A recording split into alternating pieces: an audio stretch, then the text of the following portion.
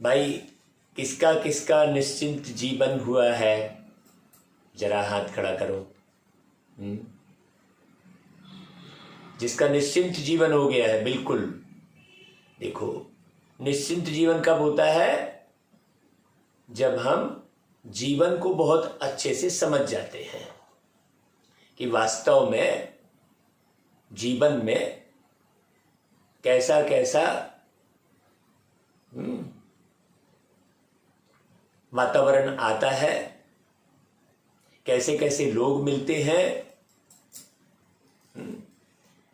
किस प्रकार की परिस्थितियों से हमें गुजरना पड़ता है।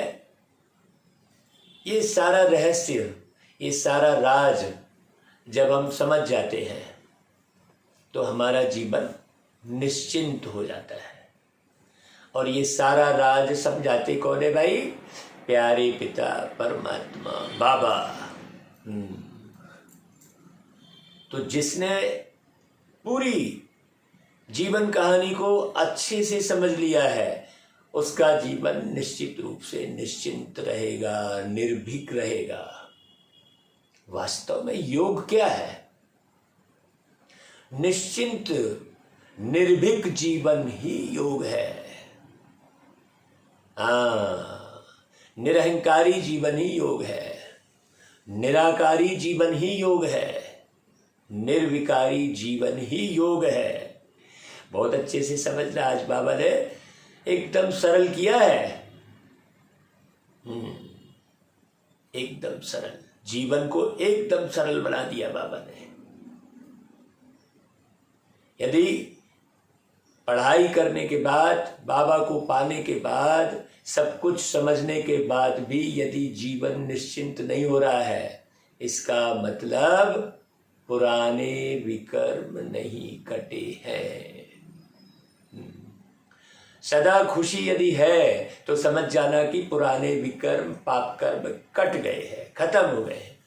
और जरा भी मन को दुख महसूस हो रहा है, कोई चिंता हो रही है, इसका मतलब एक तो जीवन के बारे में अच्छे से समझे नहीं है, और समझ गए फिर भी चिंता हो रही है, फिर भी कहीं मोह लटक रहा है, फिर भी किसी भी किस्म का दुख महसूस हो रहा है अंदर में। बाहर बाहर तो व्यक्ति बढ़िया हो बोलता है, लेकिन बात अंदर की होती है। सजावट भी व्यक्ति बाहर बाहर करता है। भाई आज सवेरे सवेरे जब बाबा से बातें हो रही थी तो बाबा कह रहे थे कि बच्चे, सफाई अंदर की करनी होती है, सजावट अंदर की करनी होती है, लेकिन प्रत्येक व्यक्ति बाहर की सफाई में पूरा ध्यान दे देता है, लेकिन अंदर की सफाई में ध्यान नहीं देता। अंदर की सफाई मतलब मन की सफाई। भाई कोई भी व्यक्ति किसी से भी मिलता है तो उसका मन ही मिलता है ना। जो गाड़ियों में लिखा रहता है कीप डिस्टेंस, तो किससे कीप डिस्टेंस बना के रखना होता है? गाड़ी से ना।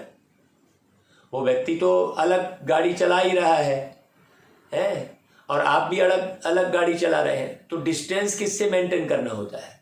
जब गाड़ी चला रहे होते हैं तो गाड़ी से ही डिस्टेंस मेंटेन करना होता है, थोड़ी दूरी बना के रखना होता है। यहां भी वही बात है, शरीर गाड़ी है। बाबा ने पहला पाठ यही पढ़ाया कि बच्चे, शरीर गाड़ी है और तुम ड्राइवर हो, तो डिस्टेंस कहाँ मेंटेन करना पड़ेगा? शरीर के साथ ना। शरीर के साथ दूरी बना के रखना है। लोग शरीर से चिपकने की कोशिश करते हैं और दिल से दूर होते रहते हैं। देखिए, जब कभी भी किसी भी प्रेमिका का किसी प्रेमी पर दिल आता है तो दिल आ गया कहते हैं, देह आ गई नहीं बोलते हैं। मेरा आप पर दिल आ गया कहते हैं, मेरी आप पर देह आ गई नहीं बोलते हैं। और दिल लगते लगते फिर क्या करने लगते हैं? दिल को जोड़ते जोड़ते फिर देह को जोड़ने लगते हैं। जब देह को जोड़ने लगते हैं तो आग लग जाती है, क्योंकि शरीर ज्वलनशील है। बहुत बारीक समझना बात को। और देह को जोड़ने के बाद फिर तलाक की भी नौबत आ जाती है। और जब तक दिल जुड़ा रहता है तब तक कोई तलाक नहीं है। तो वास्तव में जो कहा है, दिल को देखो चेहरा ना देखो, चेहरे ने लाखों को लूटा, दिल सच्चा और चेहरा झूठा, ये है बात। तो दिल से बाबा को याद करना और दिल से एक दूसरे से स्नेह रखना, देह से नहीं। श्रृंगार भी किसका करना? दिल का, अर्थात मन का। मन कह लो, दिल कह लो, माइंड कह लो, ब्रेन कह लो, मस्तिष्क कह लो, जो कहना है कह लो, शब्द चाहे जैसा समझना है। तो उसके लिए क्या समझना पड़े हमको है? उसके लिए हमें समझना पड़े कि मैं शरीर नहीं, मैं शरीर से भिन्न एक अलग एनर्जी हूं, कहो शक्ति कहो, सितारा कह लो, जिस जैसा समझ में आए।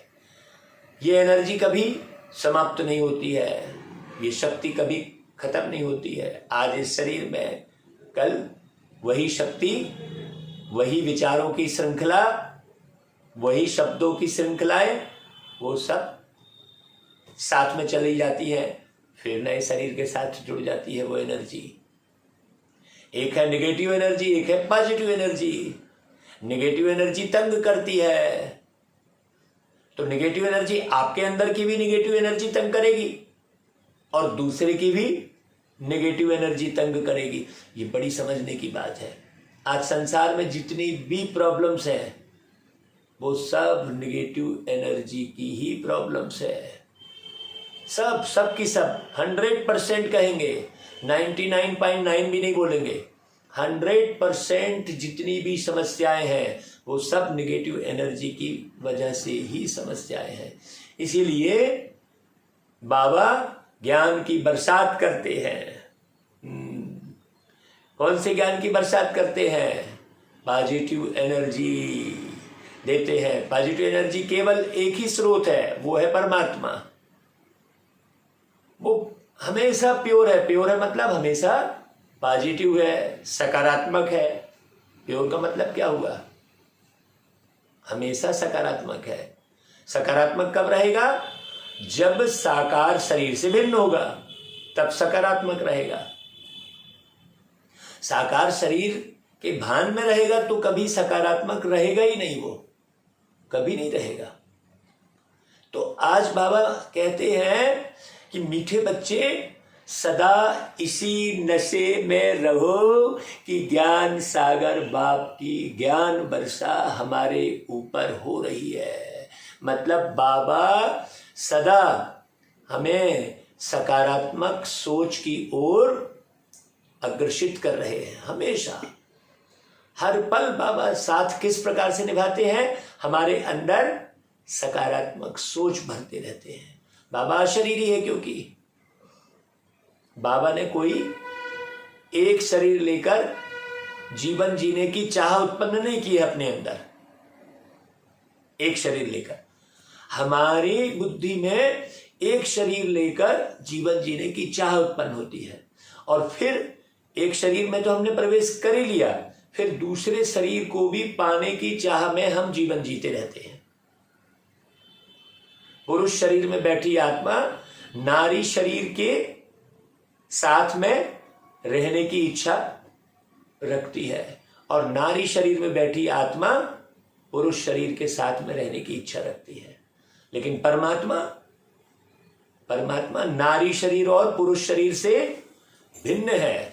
इसलिए ये बड़ा सिस्टम बहुत शानदार है। इसलिए परमात्मा शिव को अर्धनारीश्वर के रूप में साकार में दिखाया है। क्यों? क्योंकि वो निराकार परमात्मा आधे समय पुरुष शरीर के तन में आकर बेहतर दुनिया के निर्माण का कार्य करते हैं, स्वर्णिम दुनिया के निर्माण का, और आधे समय नारी शरीर में आकर करते हैं। ये बिल्कुल प्रैक्टिकल है। ये प्रैक्टिकल हमने खुद अपनी आंखों से देखा है, समझा है, तभी इतनी अथॉरिटी के साथ, अनुभव के साथ आपको सुना रहे हैं। तो बाबा की जो ज्ञान वर्षा हमारे ऊपर हो रही है, जिससे हम पावन बन अपने बड़े घर में जाएंगे। बड़े घर में जाएंगे मतलब बड़ी सिंपल सी बात है। बड़े घर में जाएंगे माना सारा संसार ही हमारा परिवार होगा। अभी तो छोटे छोटे घर में आप रह रहे हैं, देखिए कितना परिवर्तन आ गया। अंदर की सोच में परिवर्तन आने से सारा कुछ बिगड़ गया। पहले बेहद के संसार को परिवार मान रहे थे तो बड़े बड़े महलों में रहते थे। एक एक व्यक्ति के पास अकिचार जमीनें थी।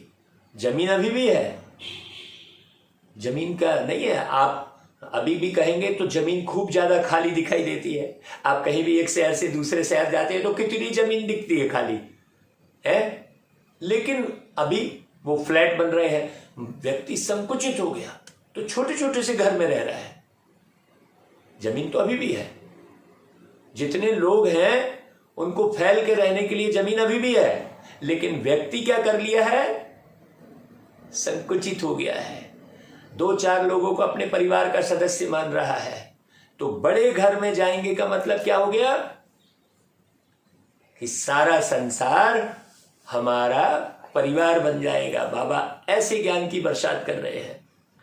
तुम बच्चों का निश्चय किस आधार से और भी पक्का होता जाएगा कि हाँ भाई बड़े घर में हम जा रहे हैं, बेहद सुख में जा रहे हैं।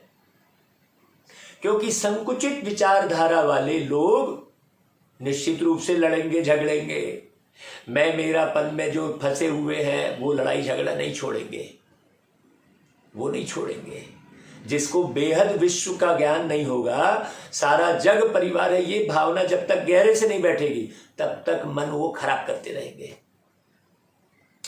मुझे बड़ा रहम आता है जब व्यक्ति कहता है ये मेरा है, तो मुझे लगता है कि अरे किसी भी थोड़ी सी वस्तु को मेरा है कह के वो ये पराया है और ये मेरा है, ये चक्कर में बैठा हुआ है। और फिर वो मेरा मेरा जिसको कहता है वो एक दिन जब बड़ा होता है वो साथ छोड़ के भाग जाता है।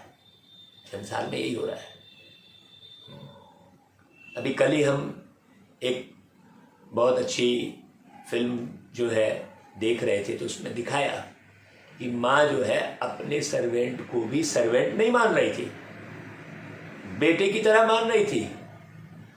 हाँ, और वो सर्वेंट भी माँ माँ कह के बात कर रहा था। समझ में ही नहीं आ रहा था कि ये इनके यहाँ का सर्वेंट है। देखिए ये बात है, ये बहुत अच्छी शिक्षा, उसमें बहुत अच्छा प्रैक्टिकल दिखाया। तो वास्तव में हम अपना किसको और पराया किसको मान रहे हैं, तो हंगामे बढ़ेंगे। हमारा निश्चय कैसे बढ़ते जाएगा, जब दुनिया में जितने हंगामे बढ़ेंगे। हमें मालूम है कि हम बेहद विश्व परिवार बना रहे हैं, तो संकुचित विचारधारा वाले क्या होंगे, जाकर संकुचित होकर ऊपर एक जगह जाके लटक जाएंगे। भाई तुमको जब छोटी सी जगह मेरा मेरा कर रहे हो, तो जाओ भाई छोटे से परम धाम में जाके अपने सेक्शन में जाके लटक जाओ। एकदम सिंपल सी बात है। तो क्या होगा, दुनिया में जितने हंगामे बढ़ेंगे तुम्हारे दैवी झाड़ की वृद्धि होगी, उतना पुरानी दुनिया से दिल हटता चला जाएगा और तुम्हारा निश्चय पक्का होता जाएगा। तो हंगामे से हम डरेंगे नहीं, क्यों, हमें मालूम है हंगामा करेगा कौन, जो बेहद विश्व मेरा परिवार है, ये भाव अंदर में गहरे से भरेगा नहीं, वो हंगामा करेगा, निश्चित रूप से हंगामा करेगा। हर जगह जाके कोई ना कोई नुक्ताचीनी करेगा। इसने पैसे नहीं दिए, उसने व्यवहार ठीक नहीं किया, उसने व्यवस्था ठीक नहीं की, वो व्यक्ति ठीक नहीं है, वो इसी संकुचित भावना में रहेगा। वो 2 रुपया और 4 रुपया की ही गिनती करता रहेगा। और जिसको बेहद विश्व परिवार का नॉलेज हो गया, वो बेहद में चलेगा। उसे लगेगा कि नहीं भाई, 4 लोग ही मेरे परिवार के सदस्य नहीं है, जो सारे संसार में जितने भी लोग हैं सब मेरे परिवार के हैं। वो इस बेहद संसार में रहेगा, बाकी ऊपर जाके लटक जाएंगे और वर्षों तक लटके रहेंगे। हाँ, ये बड़ी गहरी समझना। विहंग मार्ग की सर्विस होती जाएगी किससे, जो विहंग मार्ग को अपना मार्ग समझेगा। नहीं, ये गली मेरी है, ये रास्ता मेरा है, इस रास्ते से तुम नहीं गुजरना, इस तरीके से लोग बोलते हैं। धारणा पर अटेंशन देते जाएंगे तो बुद्धि का हौसला बढ़ता जाएगा। भाई कौन सी धारणा पर अटेंशन देंगे, बार बार एक शब्द को समझना है। कौन सी धारणा पर अटेंशन देंगे? सब मेरे हैं, सब अच्छे हैं, सब मेरे हैं। वो रिक्शा वाला मेरा है, आप उसके एवज में आप 2-4 रुपये ही तो दे रहे हो, लेकिन वो आप कर क्या रहा है? वो आपको एक स्थान से दूसरे स्थान पहुंचा रहा है बेचारा, अपनी मेहनत करके। वो ट्रेन वाला भी तो मेरा है, जो एक रात भर जग के, आप तो रात को सो रहे होते हो, कोई ना कोई तो जाग रहा होता है, जो आपको एक स्थान से दूसरे स्थान बड़ी सुविधा से ले जाता है। बोलिए, आपके लिए एक स्थान से दूसरे स्थान बढ़िया सोते हुए ले जाने के लिए कोई ना कोई तो जाग रहा होता है। उसके एवज में उसको थोड़ा बहुत पैसा मिल जाता है बस, लेकिन जाग तो रहा होता है वो। सोचो आप, तब तो आप एक स्थान से दूसरे स्थान जाते हो। वो आपके परिवार का सदस्य तो ट्रेन नहीं चला रहा होता है। आप बढ़िया मौज मस्ती से इतना जो पूरे विश्व का भ्रमण करते हो, प्राकृतिक स्थानों को जाकर देखते हो, तो कौन ले जाता है आपको? आपका बेटा कि आपकी बहन की आपकी बुआ कि आपकी चाची? कौन ले जाता है? वो ट्रेन का ड्राइवर, वो एरोप्लेन का पायलट, वो बस का ड्राइवर, वो रिक्शा चलाने वाला भाई, वही लेके जाता है आपको। और आप फिर मौज करते हो और भूल जाते हो आप उनको। सोचो, वो मेरा भाई है नहीं समझते, वो मेरे परिवार का है नहीं समझते। क्यों? क्योंकि उस बाप को भी भूले हुए हो, उस बाप को भूले हो। मूल बात तो यही आ जा रही है कि उस परमात्मा को भूलने के कारण इधर पूजा पाठ और जमाने भर का कार्य कर रहे हो, लेकिन कुछ नहीं है। गहरी बात समझने की, थोड़े में समझ गए ऐसा नहीं है, खूब समझाना पड़ता है। बाबा कहते हैं जब धारणा पर अटेंशन देते जाएंगे। कौन सी धारणा पर? कि सारा जग परिवार है अपना, कोई नहीं है पराया, है ना भाई? इस धारणा पर, अभी ये धारणा पक्की नहीं हुई है। बाकी पवित्रता की धारणा और इसकी धारणा और सब हो गई है, लेकिन ये धारणा पक्की नहीं हुई है। इसलिए हर जगह पार्टीशन दिखाई देता है। हर जगह पार्टीशन दिखाई देता है। तो ये धारणा जब पक्की हो जाएगी तो बुद्धि का हौसला बढ़ता जाएगा। फिर सब जगह जाके आप बहुत बेफिक्र होकर ज्ञान सुनाएंगे, समझाएंगे और प्रेम के भाव जगाएंगे हर एक के अंदर में, और अपार खुशी में रहेंगे। सवाल ही नहीं उठता है। जब खुश रहेंगे और खुशियां बांटेंगे। खुश कब रहेंगे? जब बेहद विश्व को अपना परिवार समझेंगे। ये बहुत अच्छे से समझ रहा भाई। सबका मालिक एक, तो सब मेरे हुए कि नहीं हुए? जब आप कह रहे हो सबका मालिक एक, तो फिर पराया कौन और दूसरा कौन? ये दूसरा शब्द भी ठीक नहीं है। दूसरा है, दूसरे को भी शांति दो। दूसरा कौन है भाई? जब सब मेरे हैं तो सब अपने, तो दूसरा कोई है ही नहीं इस संसार में। ओम शांति। बच्चों को रोज यह कहने की दरकार ही नहीं रहती कि शिव बाबा को याद करो। बताओ भाई, आज बाबा देखो, क्योंकि बेहद विश्व का मालिक सबको प्यार करता है। जब हम सबसे प्यार करते हैं मतलब हम बाबा को याद करते हैं, सीधी सी बात। जब हम किसी में कमी कमजोरी देखकर उस पर रहम करते हैं, उसकी कमी कमजोरी को दूर करने की सावधानी देते हैं, बस केवल सावधानी देते हैं, ऐसा नहीं अवॉइड करने लग गए, नफरत करने लग गए, दिलों की दूरी बनाने लग गए, दिमाग में दुनिया भर का कचरा भरने लग गए। नहीं, रोज कहने की दरकार नहीं है कि शिव बाबा को याद करो। बच्चे जानते हैं हम शिव बाबा की संतान हैं। देखो किसकी संतान है हम? शिव बाबा की। हम में सब आ गए ना भाई। कहने की दरकार नहीं रहती है। शिव बाबा हमको इन द्वारा पढ़ाते हैं। यह है ज्ञान सागर की ज्ञान की वर्षा। बच्चों की बुद्धि में है ज्ञान सागर की, अब हमारे ऊपर ज्ञान वर्षा हो रही है। कौन सी ज्ञान वर्षा हो रही है? सारा जग परिवार है अपना, ये ज्ञान वर्षा हो रही है। एक बाप के हम सब बच्चे, बात ही पूरी हो गई। सिंपल सी बात। शरीर 1 सेकंड में हट गया शरीर का भान, बिल्कुल अशरीरी हो गए। फिर मौत का भय खत्म। एकदम सिंपल सी नॉलेज है। बाबा कहता है जो सिंपल सो सैंपल। हम देह का श्रृंगार तो खूब करते हैं, लेकिन मन का श्रृंगार जरा भी नहीं करते। बहुत अच्छे से समझना, बच्चों की बुद्धि में है। जो आकर ब्राह्मण बनते हैं उन पर ही मैं ज्ञान की वर्षा करता हूँ। ब्राह्मण का अर्थ मैं पिछली मुरलियों में भी बताया हूँ। जो आकर ब्राह्मण बनते हैं अर्थात पूरे ब्रह्मांड को अपना समझते हैं, दैट्स ऑल। ब्राह्मण वही जो पूरे ब्रह्मांड को अपना समझे, उन पर ही ज्ञान की बरसात होती है। बच्चों के सम्मुख होता हूँ बाबा कहते हैं। अभी बच्चे सम्मुख बैठे हैं, बाबा घड़ी घड़ी सम्मुख होने का नशा चढ़ाते हैं। माया फिर क्या करती है? नशा उतार देती है। दुख के दो ही कारण है, मैं और मेरा। मैं को समझ गए और मेरा को समझ गए। मैं शरीर नहीं, मैं एक आत्मा, ये समझ गए।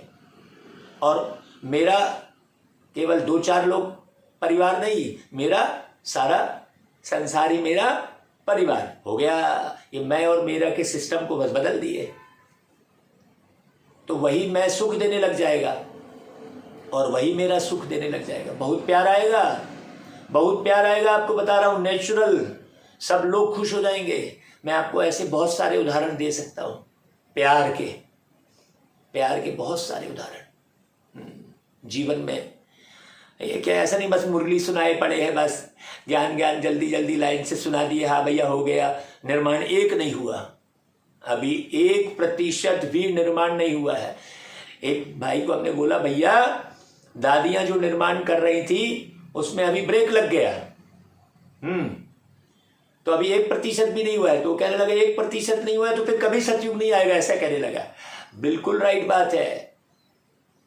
कभी सतयुग क्यों नहीं आएगा? जब 1% हुआ है, शुरुआत हुई है, तो 100% भी होगी ना। तो हमें जल्दी जल्दी समझना होगा ना। जब 1% हो गया है तो निश्चित रूप से 100% भी एक की गिनती से ही तो शुरू होती है। गिनती 1 रुपए से ही तो आप काउंटिंग शुरू करते हो, है? तो बाबा कहते हैं माया क्या करती है? नशा उतार देती है। किसका पूरा उतार देती है और किसका कम? बच्चे जानते हैं हम आए हैं सागर के पास रिफ्रेश होने, अर्थात मुरली की पॉइंट धारण कर डायरेक्शन लेने। हम उनके सामने बैठे हैं। इस ज्ञान सागर की वर्षा एक ही बार होती है, बाकी तो फिर अनभिज्ञ रहते हैं, हम अपने को ही भूले रहते हैं। फिर वही मैं मेरे में पड़ जाते हैं। विश्व का मालिक आकर सारे विश्व को रचता है। हाँ, बाप आते ही है पतितों को पावन बनाने, हद से उठाकर बेहद में ले जाकर पावन बनाते हैं। हद पतित बनाती है और बेहद पावन बनाता है। एकदम सिंपल सी बात। हद, जब हम शरीर में उलझे रहते हैं, अपने ही शरीर में, शरीर के भान में रहते हैं, तो हम बेहद प्यार नहीं कर सकते। हाँ, अपने शरीर से भिन्न होना होता है। एकदम सिंपल सी बात है, कोई टिपिकल नहीं है। वो हम अशरीरी बोले तो आदमी को टिपिकल लगेगा। अशरीरी कैसे भाई? मैं शरीर का त्याग कर दिए तो शरीर से निकल जाता हूं, फिर शरीर में आ जाता हूं, ये सब बेकार की बात है। शरीर के भान से मुक्त होना है। आप शरीर के भान से मुक्त रहेंगे तो सब अपने लगेंगे, क्योंकि सब शरीर से भान, शरीर से न्यारे दिखाई देंगे, सितारे की तरह हल्के, लाइट, है ना, स्टार। फिर आपको जाति, धर्म, वस्तु कुछ भी नहीं दिखेगा, ना वस्तु का कोई आकर्षण होगा, नहीं, झट वस्तु का आकर्षण होगा। इसके यहाँ ये चीज है, हाँ ये मेरे को गिफ्ट दे देगा तो बहुत अच्छा हो जाएगा। बहुत जल्दी आकर्षण बढ़ता है भाई वस्तु, व्यक्ति, वैभव में। बाबा कहते हैं ये जो महिमा गाते हो हे पतित पावन, सतयुग में तो ऐसे नहीं पुकारेंगे। हाँ, क्योंकि सतयुग मतलब, युग माने समय, मतलब वो पूरा जो बेहद का समय। युग मतलब बेहद का समय, महीना मतलब साल, मतलब हद का समय, है ना भाई। लेकिन युग मतलब बेहद का समय, लंबा समय हम सत्य पे रहते हैं, है ना भाई। जब लंबा समय हम सत्य पे रहते हैं कि सारा जग परिवार है, मैं आत्मा हूं, लंबा समय सत्य पे रहते हैं, तो फिर वहां पतित पावन वाली कोई बात होती नहीं पुकारते। वहां तो ज्ञान सागर की ज्ञान वर्षा से पावन बने हुए लोग ही रहते हैं। ज्ञान के साथ फिर वैराग्य भी। हाँ, किस चीज का वैराग्य भाई, पूछ रहे बाबा, किस चीज का वैराग्य? वस्तु व्यक्ति वैभव से वैराग्य नहीं, बुराइयों से वैराग्य। पतित पुरानी दुनिया का बुद्धि से वैराग्य आता है। बच्चे बुद्धि से जानते हैं कि हम अभी नई दुनिया में जाते हैं, पुरानी दुनिया को छोड़ना है। पुरानी दुनिया को छोड़ना है का मतलब क्या हुआ? जो पुरानी दुनिया में रीति रिवाज, संस्कार, उल्टे सुल्टे जो खाना पीना, रहना उठना बैठना, जो परिपाटी चल रही है, वो सब कोई काम की नहीं है, सब बेकार है। आपको बता रहे हैं, इस दुनिया की जितनी भी परिपाटी है, जितना भी खान पान है, जितना भी रहन सहन है, जितनी भी बोली वाणी है, जितनी भी संस्कृति है, जितनी भी जो है कल्चरल एक्टिविटीज है, सोशल एक्टिविटीज हैं, जितनी भी, सब कोई काम की नहीं है, एक भी। सब में मिलावट है, कहीं भी सच्चाई नहीं है, कहीं भी प्रेम नहीं है, वो आत्मी प्रेम नहीं है, सब दिखावेबाजी है, A to Z। चाहे वो राजनीति ले लो, चाहे वो समाज ले लो, चाहे वो परिवार ले लो, चाहे कोई भी प्रथा ले लो, सब बेकार की है, एकदम बेकार इस दुनिया की। बाबा सब कुछ चेंज करते हैं आके, परमात्मा धरती पर आके सारी प्रथा बदलते हैं, सारी कथा बदलते हैं। इसे अच्छे से समझना, सारा व्यवहार बदलते हैं, सारा सिस्टम बदलते हैं, पूरा का पूरा सिस्टम बिगड़ा हुआ है, A to Z। तो आप अच्छे से समझ जाओ कि पुरानी दुनिया में जो भी देख रहे हो वो सब बेकार है। इसलिए पुरानी दुनिया और नई दुनिया कहा बाबा ने। हाँ, तो बहुत अच्छे से समझना, पुरानी दुनिया को छोड़ना है, इसको वैराग्य अक्षर कह दिया है। बाकी वैराग्य वाली कोई बात है? बहुत अच्छे से समझना। जैसे बाबा नया मकान बनाते हैं तो पुराने से बुद्धि योग हटकर नए से लग जाता है ना भाई। समझते हैं पुराना खलास हो तो हम नए में जावे, ऐसा बोलते हैं ना भाई। बच्चे भी अंदर में कहते होंगे जल्दी जल्दी स्वर्ग की स्थापना हो जाए, तब हम अपने घर जाएं, सुखी हो गए।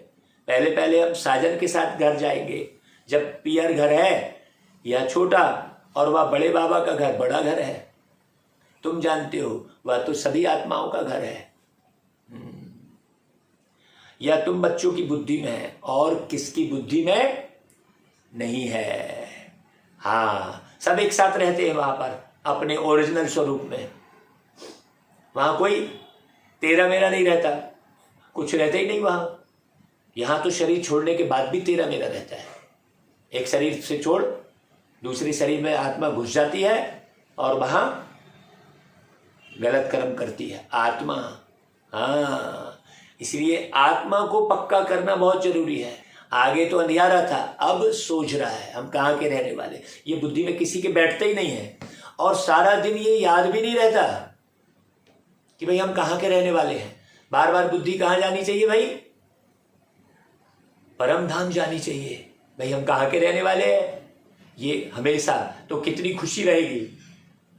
अभी ये प्रैक्टिस हुई नहीं है किसी की, बिल्कुल भी नहीं हुई है। हाँ, इसलिए बोल से पता चल जाता है। हम किसी को फोन करते हैं ना तो उसकी आवाज से पता लग जाता है। केवल एक शब्द बोलेगा तो हमें मालूम पड़ जाएगा कि ये कितना बाबा के ज्ञान में चलने वाला है। चाहे वो 50 साल वाला भी फोन पे बात करे, मालूम पड़ जाएगा। परम धाम माने श्रेष्ठ ज्ञान की धारणा में रहने वाला हर एक बात को समझ जाएगा। यह भी समझते हो कि ज्ञान तो सब नहीं लेंगे, घर तो सब जाएंगे जरूर।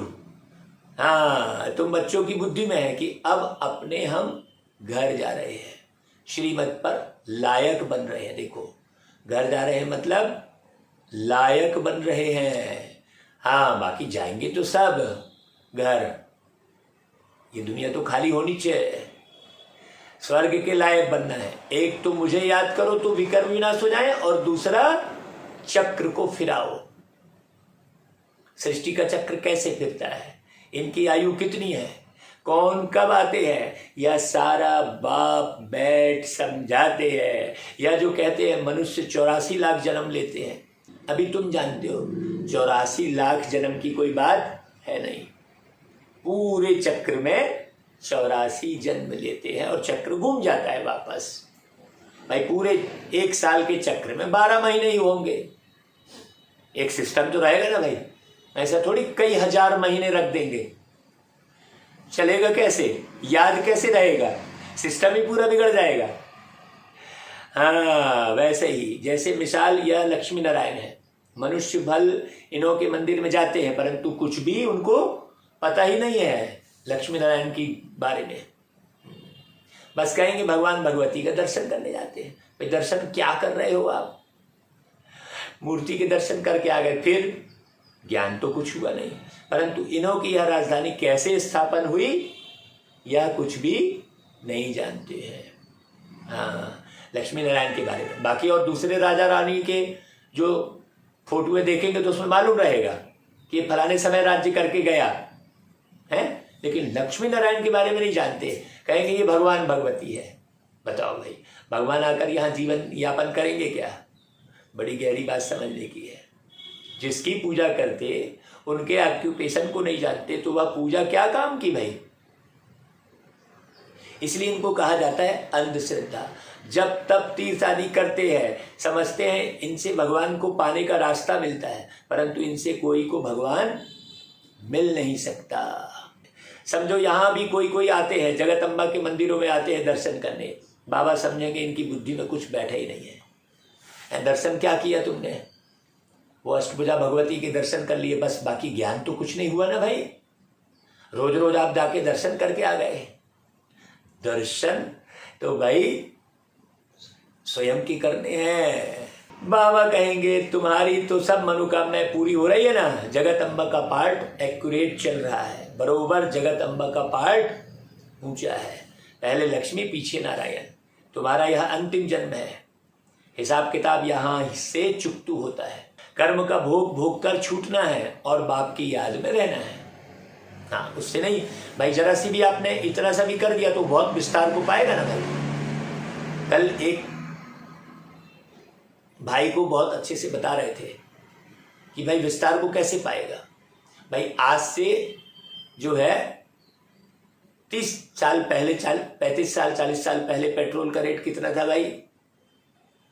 5 रुपये, 10 रुपये, 15 रुपये में पेट्रोल मिल जाता था। आज 100 रुपये से भी ऊपर है। मतलब पहले की जो 5 रुपये की वैल्यू है वो अब 100 रुपये की हो गई। तो बढ़ता चला गया कि नहीं?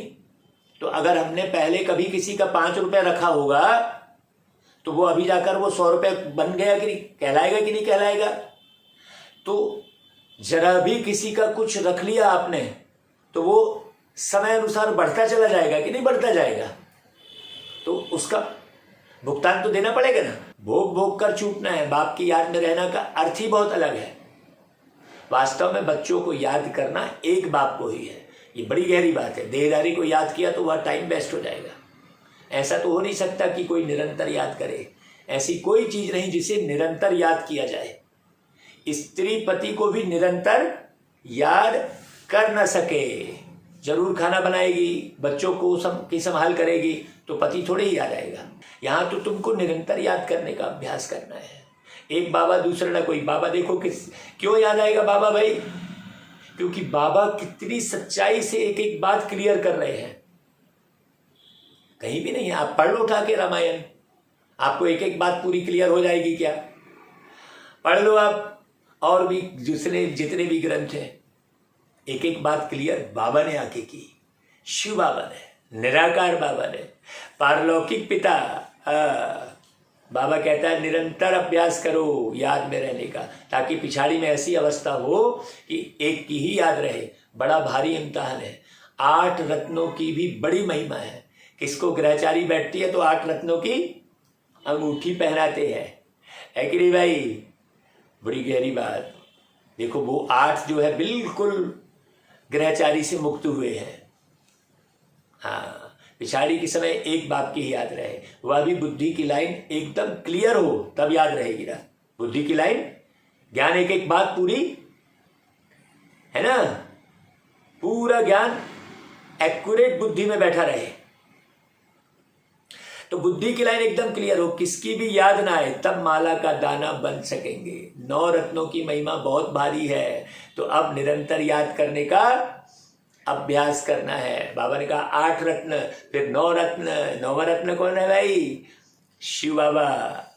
अभी तो 2-3 घंटा कोई मुश्किल याद करते हैं। जितना दुनिया में हंगामे बढ़ते जाएंगे उतना तुमको निश्चय होता जाएगा। हाँ भाई सही बात है, बाबा ही सही कह रहे थे। तो निश्चय जल्दी हो जाए ना भाई। हंगामा बढ़ने के बाद निश्चय होगा तो आप थोड़ी कमाई जमा कर पाएंगे। पुरानी दुनिया से दिल टूटता जाएगा। मरेंगे तो बहुत। बुद्धि भी कहती है माया बहुत पुराना दुश्मन है, ऐसी कोई जगह नहीं जहां दुश्मन ना हो।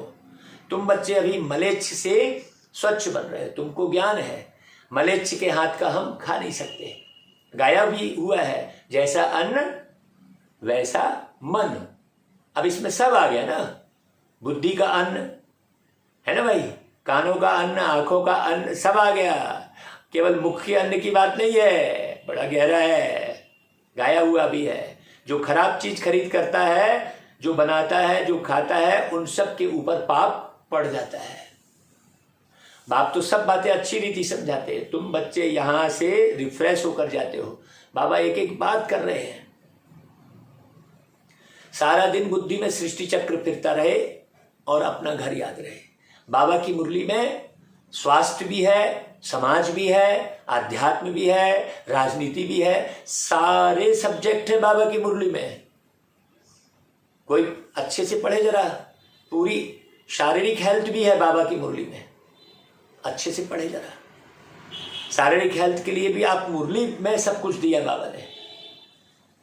तो सारा दिन बुद्धि में सृष्टि चक्र फिरता रहे और अपना घर याद रहे। यहां से तुम अपने लौकिक घर में जाते हो तो अवस्था में फर्क पड़ जाता है। क्यों? क्योंकि संग ऐसा हो जाता है।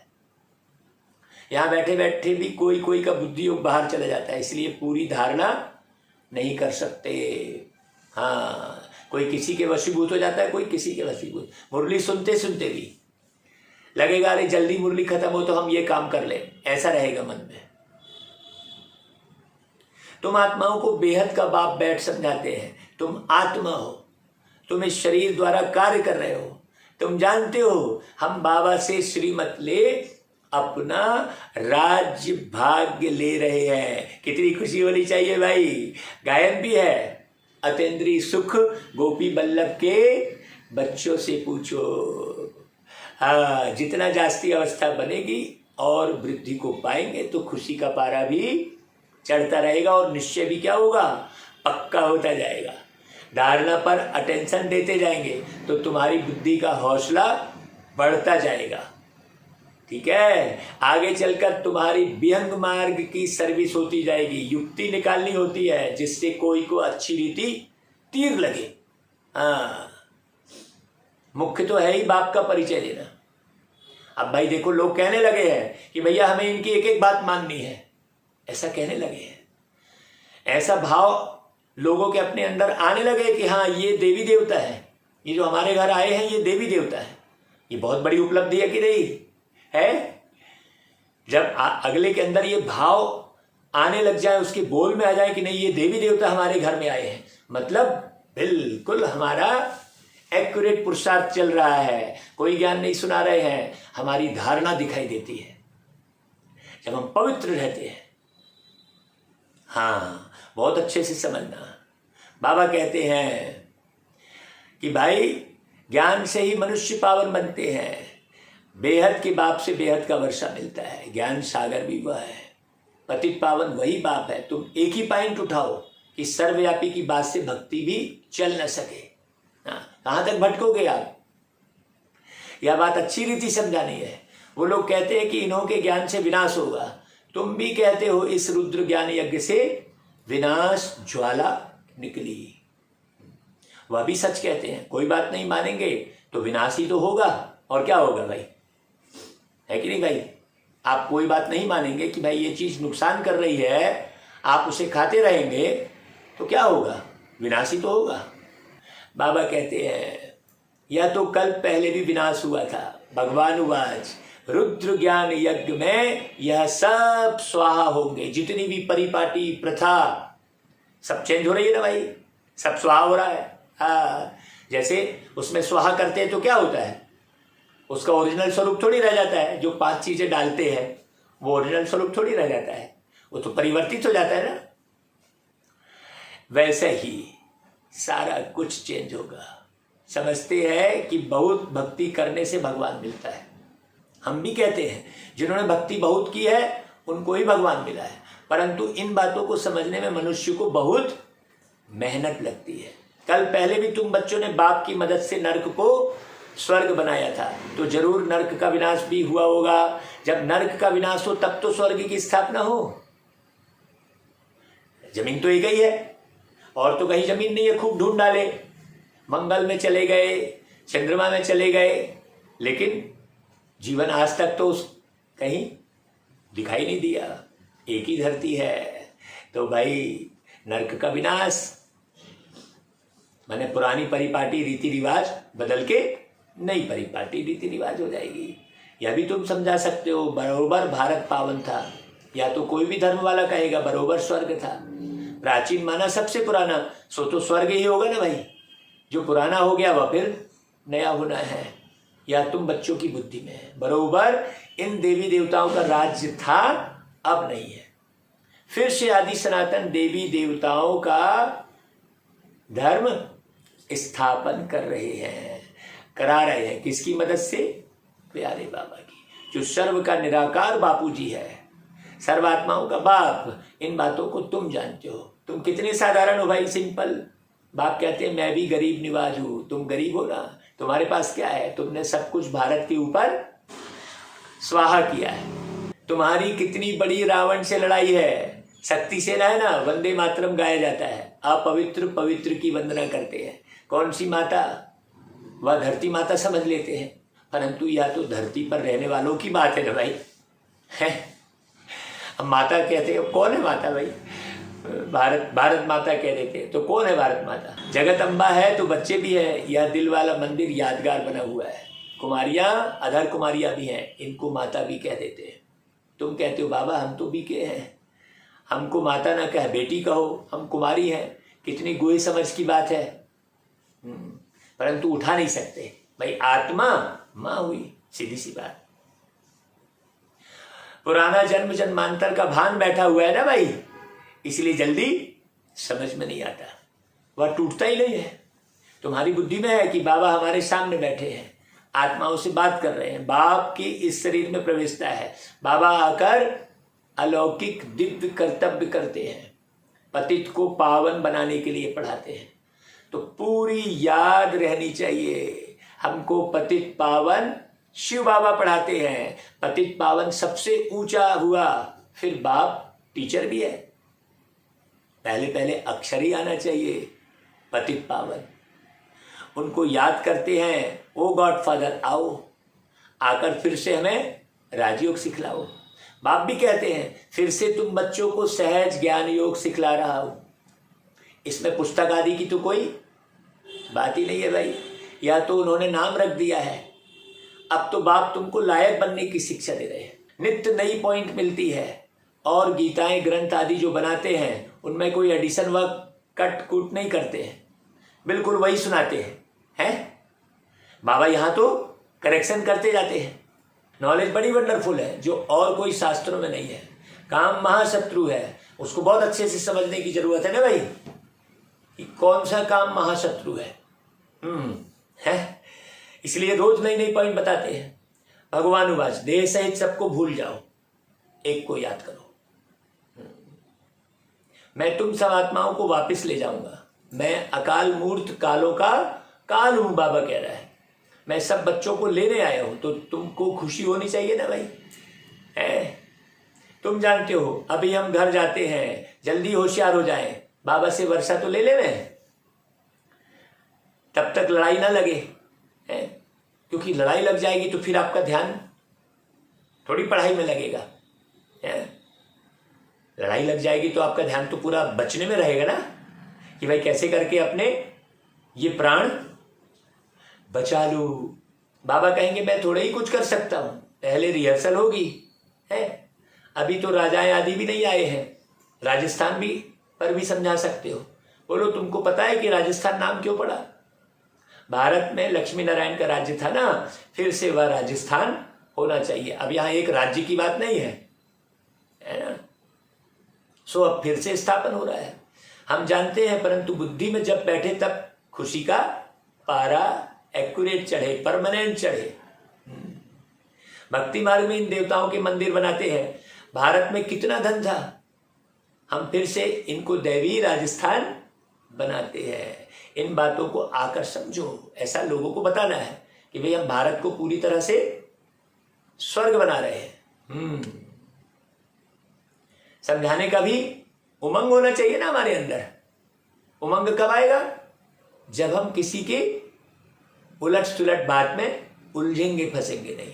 हाँ है ना भाई, यह भी सेमिनार है ना, कैसे सर्विस करनी चाहिए। बाबा ने समझाया है, कुमारियां, माताएं, गोप सब इकट्ठे सुनते हैं। ऊंच से ऊंच एक भगवान है, कृष्ण नहीं। तो राजस्थान पर तुम समझा सकते हो, बरोबर राजस्थान था जिन्हों के मंदिर बने हुए हैं, फिर से हम बना रहे हैं। बाप हमको राजयोग सिखा रहे हैं, मतलब हम पूरे विश्व को ही क्या बना रहे हैं? मंदिर बना रहे हैं, है कि नहीं भाई? बहुत अच्छे से समझने की जरूरत है। तो भाई बाप राजयोग सिखा रहे हैं, तुम भी ट्राई कर लो आधा कल्प के लिए। फिर कभी रोना नहीं पड़ेगा है। हम राम की श्रीमत से रावण पर जीत पा रहे हैं। अक्षर सुनेंगे तो अंदर जचेगा, जिनको तीर लगेगा वह समझने के लिए आ जाएंगे, और जो उलझे फंसे रहेंगे वो नहीं आएंगे भाई।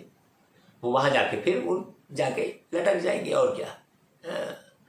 यह बेहद का सेमिनार रोज बाबा करते हैं। वो तो कभी कभी सेमिनार करते हैं, बाबा तो रोज सेमिनार कर रहे हैं। यह है आत्माओं का परमात्मा के साथ सेमिनार। अच्छा भाई, बाबा फिर याद प्यार देते हैं, गुड मॉर्निंग करते हैं, नमस्ते करते हैं भाई सबको, सब बच्चों को बाबा नमस्ते करते हैं, याद प्यार देते हैं। हम बच्चे भी प्यारे बाबा को याद प्यार देते हैं, गुड मॉर्निंग करते हैं, नमस्ते बाबा। अच्छा भाई, धारणा के लिए सार, कुछ पॉइंट सार की उठाते हैं। कर्म भोग से छूटने के लिए एक बाप की याद में रहना है।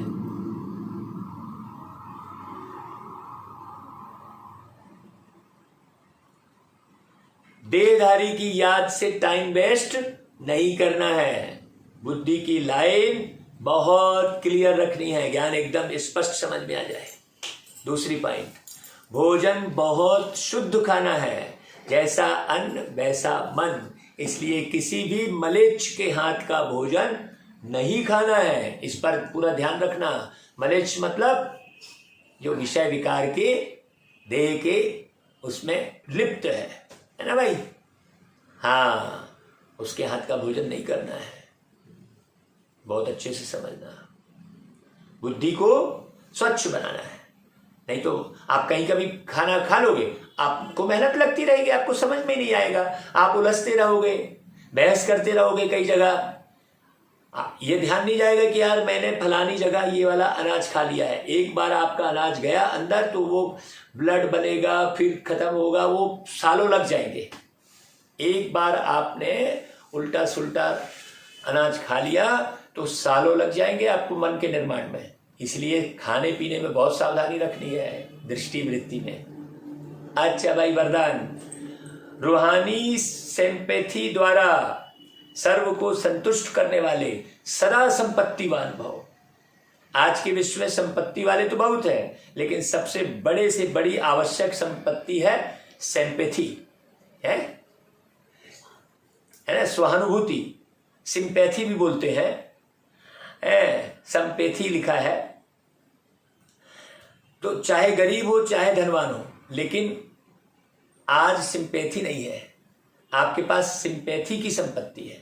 हाँ, इसलिए किसी को और भले कुछ भी नहीं दो, लेकिन सिंपैथी से सबको संतुष्ट कर सकते हो। भाई स्वानुभूति तो दे सकते हो रे भाई।